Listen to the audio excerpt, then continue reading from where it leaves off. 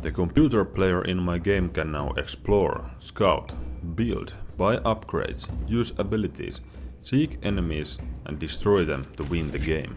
In other words, they know how to play Villages on Wheels, a hero unit RTS where you won't never ever control an army, but just one unit, your village. Move, gather resources and expand the Wild Wonder to increase your might and destroy enemy villages. Subscribe to know more. As I was saying, the AI is pretty decent. It actually managed to win a 1v1 game against me when I wasn't really paying attention in the early game. Of course the code has tons of to-do comments with more advanced logic, but for now I am pleased with it. But how did I create it? Well, in this video I will share my planning process, the implementation phase, and in the end show you a code snippet that you too can use in your game. Welcome to another devlog. For the sake of clarity, when I am talking about AI, I am not referring to the large language models or generative AI like ChatGPT or Cloud, but instead the classic artificial intelligence in games, meaning the decision making of the computer player. Also, the AI of my game is meant to simulate the player, so it's not the kind of NPC that has its own behavior, like patrolling and attacking enemies on sight, but instead plays with the same rules as you would. But still, this system can be used for those kinds of NPCs as well, so don't click away just yet. Okay, let's get to the planning. Previously I had implemented a simple if-else logic for the computer players, which evaluated every half second or so. So the most valuable actions would be checked first. If it was able to do the action, it chose and did that action and the code returned at that point. If the action was not possible, we checked the second most valuable action and so on. This actually worked surprisingly well to some point, because my game happened to have actions that were pretty obvious. For example, when choosing which gatherable in Psych to go to, it would be best to go for the most rare and valuable first, to make sure someone else doesn't gather it before you do. So go for blueprints first, 10 diamonds, orbs, plus resources and only 10 additional villagers and normal resources. But as you might have thought already, this logic was very rigid. At any point of time, it assumed that the first evaluated action that was possible was always the optimal choice. Which kind of happened to be the case with the gatherables in my game, but not necessary when it comes to attacking, avoiding harm and so on. I knew I wanted a logic that can consider all the possible actions and choose the best one, but I also wanted to have the option to not choose the best one, so I could make different AI difficulty levels and have them make worse decisions. With this in mind, I pivoted towards weight-based decision making. I would gather the possible actions in an array and after considering each one make the appropriate decision. At this point I was not yet sure if I could smartly fit all the actions to the array as is. Spoiler, I didn't. So it was pretty exciting to start this programming challenge, which turned out to be one of the hardest of the projects so far. Great, let's get to them. First I created a script with two variables, decision progress and decision time. In the process function, we added time from the last frame to the progress, and when progress reaches the duration, we decide the next player action. I also added an enum for storing the base action points. In the decision function we hold the possible actions array. Here we will add all the actions to consider. In it we store a dictionary with the actions function, for example move the point function call, the parameters, and the points of the action.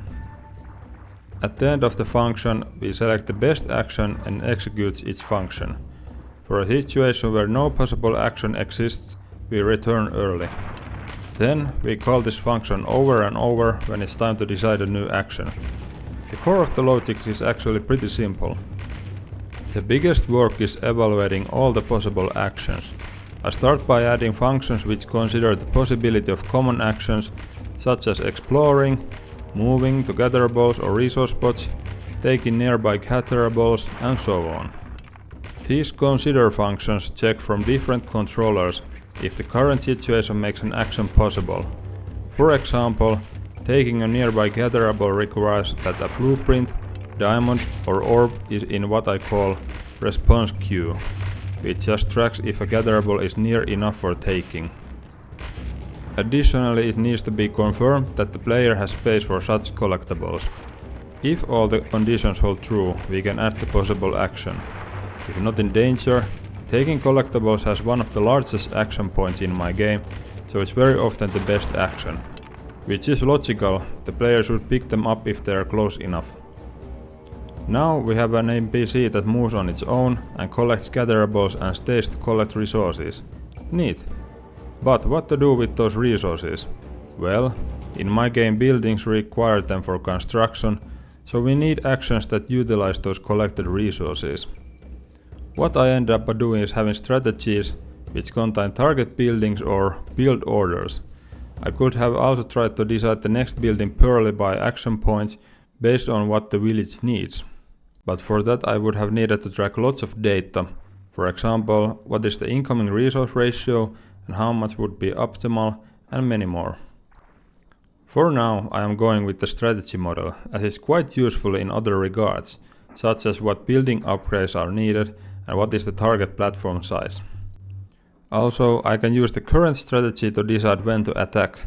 That behavior is very close to what real players who practice build orders in RTS games do. As some of the strategies target early game, I needed to add strategy consideration. At the moment, if the computer player has an early game aggression strategy, such as ballista or rush, we reconsider if we should pivot to mid-game strategy by checking the past time of the round. It's not perfect, but works decently enough for now. For the booming and economy strategies, it was logical to have them aim for larger platform size, and when the NPC was able to upgrade to it, select a new strategy, either staying on the new size or trying to reach the largest platform size for late game buildings and upgrades. What we have now is NPCs that move, gather, build and upgrade their villages. But what about other villages and combat? For that I added a function which considers all combat related actions. There we will consider the village's own offensive power and other villages' defensive power. If our own power is greater or good enough, we should launch an attack. For more focused combat actions, I added a committing to attack variable that helps to rule out actions that we are not interested in when attacking an enemy.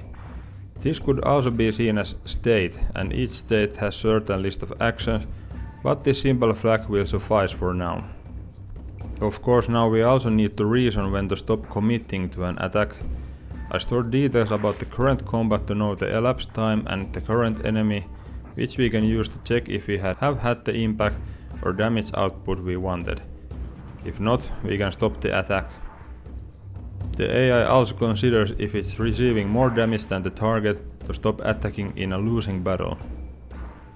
Lastly, I added considering using abilities and avoiding negative area effects or reaching positive ones. But with abilities I had a problem. Sometimes it was smarter to use some ability than a normal action. For example, when moving to a point, if the distance was long, it would be smart to use teleport ability when it's not on cooldown. I decided to add support for alternative actions. When the best action was already selected, we can check its type and see if there is some other action that should be done in its place. At the moment I had an alternative action for movement only with my 2 movement focused abilities, but I can easily add them for other actions when I create more abilities. And there you have it, my computer player logic. What was first planned as purely weight-based decision making ended up as a combination of weighted actions, situation dependent actions and alternative actions. I will return to make it even better at some point. But now the game can finally be played against the NPCs and I can continue developing other areas as well. I will try to make the AI as smart as I can, so it could give a decent challenge to the player. For the true challenge seekers, I most likely add the classic cheats for the AI, for example getting more resources, dealing more damage and all that. Here is the code base for a similar computer player as I have. It has the same logical structure, some placeholder action points and action consideration functions.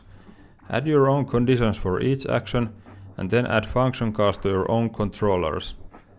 The code can be used for player AI like mine or more simple NPCs. I will add a link to the code in the description. That's it for this video. Thanks and have a good one. Bye.